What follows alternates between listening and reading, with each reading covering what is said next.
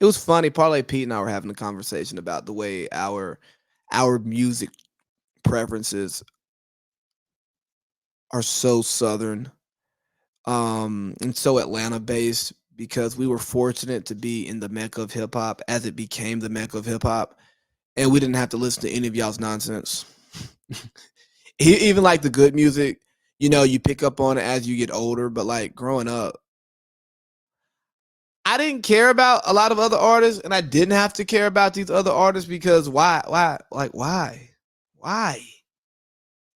why would I listen to that? It ain't getting played at no parties. It ain't getting played on the radio. Like, how did you build your diverse music listening ear? Oh, the radio? The radio is where I first heard Lauren Hill. That's the first time that I heard Snoop. I've heard everybody on the radio. We have a lot of diversity, but also then But you go deep into the catalog. I really do.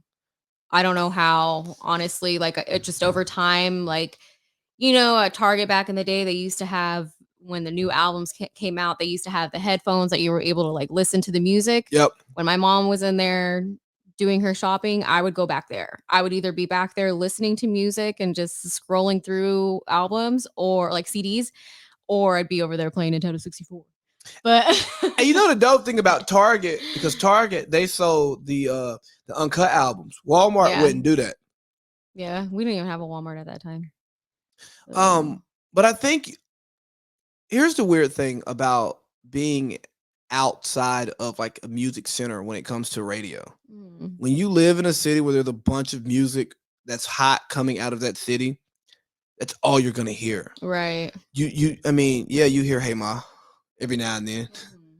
but there's just some other Southern cult classics that are on repeat that you're hearing all the time.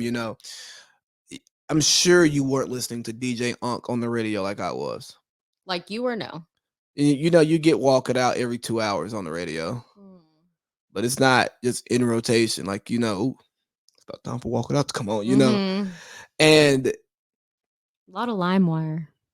A lot of LimeWire. yeah, I mean, and that's when I really started to listen to a lot more music because I had the direct access to it without having to spend my mom's money. It's Yeah. just getting on LimeWire and just downloading, typing in a name and just picking songs, or typing in an album, getting that, Mhm. like having that track list and being like, okay, Yeah. okay.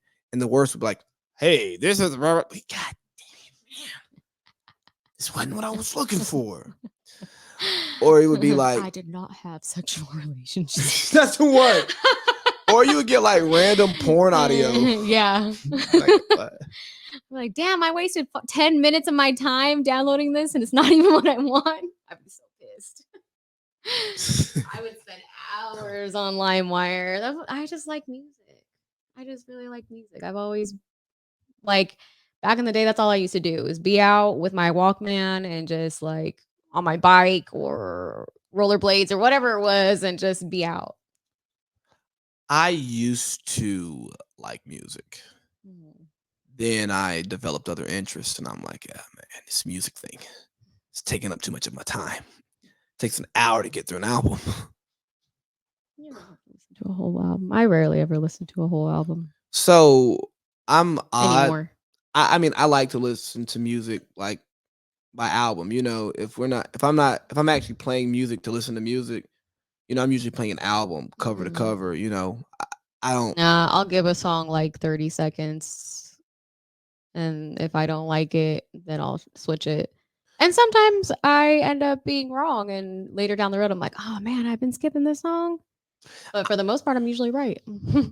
I'm terrible at building playlists Hmm. because I really don't like to listen to music that way. I feel like the album is put together the way it is for a Yeah. reason, Yeah. and that's how I like to consume the art and the way the artist presents it to us. Right. But that's why there's singles on the album.